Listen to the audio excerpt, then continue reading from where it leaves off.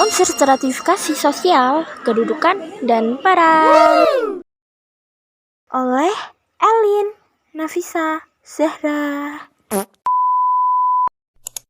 A. Kedudukan atau status, yakni tempat atau posisi seseorang dalam suatu kelompok sosial. Cara memperolehnya terbagi atas 3 macam, yaitu 1. Askribat status.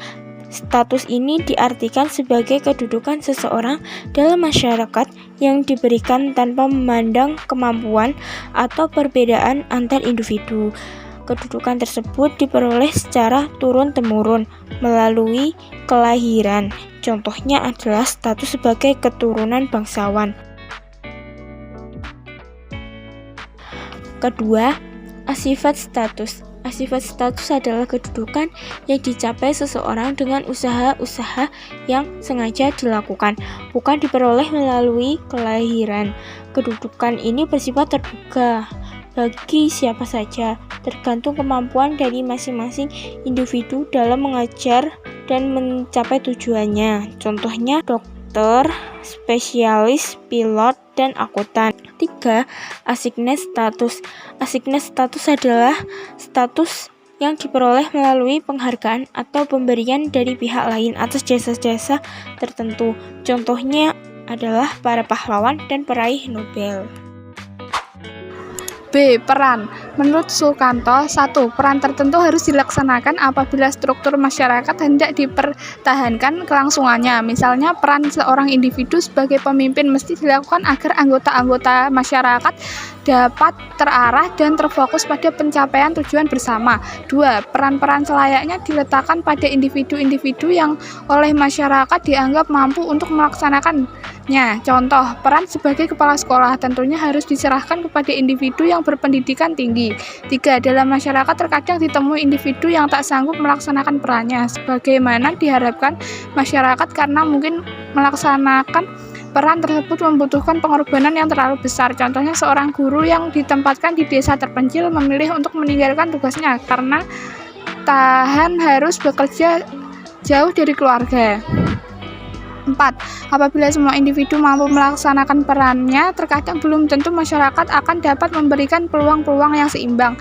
Contohnya, aturan menetapkan bahwa siswa yang ingin mengikuti sebuah lomba apresiasi sastra yang harus telah membaca sedikitnya 50 karya sastra. Menurut Levinson, 1. Peran meliputi norma-norma yang dihubungkan dengan posisi atau tempat seseorang dalam masyarakat. Dalam hal ini, peran merupakan rangkaian peraturan-peraturan yang membimbing seseorang dalam kehidupan bermasyarakat. 2. Peran adalah suatu konsep mengenai apa yang dapat dilakukan oleh individu dalam masyarakat sebagai organisasi. 3. Peran dapat dikatakan sebagai perilaku individu yang penting bagi struktur sosial masyarakat. Menurut Narwoko, 1. Peran yang diharapkan, yakni cara ideal dalam pelaksanaan suatu peran berdasarkan penilaian masyarakat. Masyarakat telah memiliki aturan baku mengenai peran-peran yang harus dilaksanakan. 2. Peran yang disesuaikan, yaitu cara bagaimana sebenarnya suatu peran dapat dilaksanakan. Peranan ini pelaksanaannya lebih luas, dapat disesuaikan dengan situasi kondisi tertentu. Sementara itu, berdasarkan cara memperolehnya, Narwoko menyatakan bahwa peran terbagi menjadi 2, yaitu 1. Peran bawaan, yakni peranan yang diperoleh secara otomatis bahwa bukan karena usaha. Misalnya adalah peranan sebagai ayah, ibu, dan anak. 2. Peranan pilihan, yakni peranan yang diperoleh atas dasar pilihan dan usaha pribadi. Misalnya peranan sebagai mahasiswa di Departemen Sosiologi di Fakultas Ilmu Sosial dan Ilmu Politik. Fungsi peran. 1. Memberi arah pada proses sosialisasi. 2. Pewarisan tradisi kepercayaan, nilai, norma, dan pengetahuan. Contohnya, melakukan peran sebagai orang tua yang baik. Pasangan yang akan segera memiliki anak biasanya meminta bimbingan dari orang tua mertua atau anggota dapat lain yang dituakan dan dianggap berpengalaman. 3. Dapat mempersatukan kelompok dan masyarakat. 4.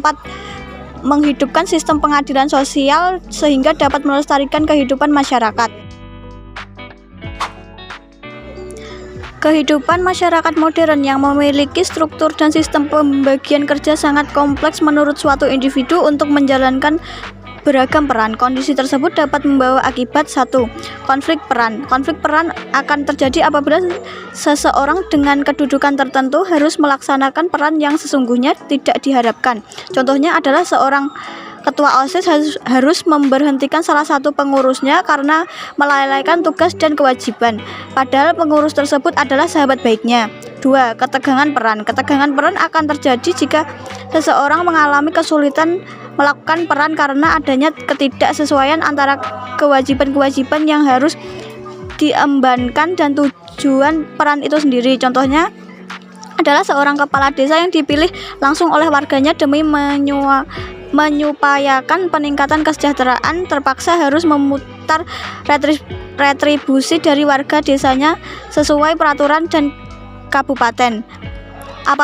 Padahal ia tahu sebagian besar warganya adalah petani miskin yang sangat sulit memenuhi kebutuhan hidup sehari-hari. 3. Kegagalan peran. Kegagalan penting akan terjadi apabila seseorang tidak sanggup menjalankan beberapa peran sekaligus karena terdapat tuntunan-tuntunan yang saling bertentangan. Contoh, seorang remaja yang memiliki minat di bidang komputer dan desain ditutup oleh orang tuanya agar masuk ke fakultas kedokteran. 4. Kesenjangan peran.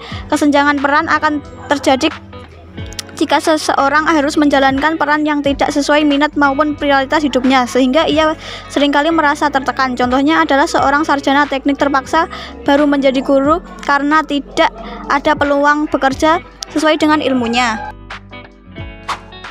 Sekian, terima kasih.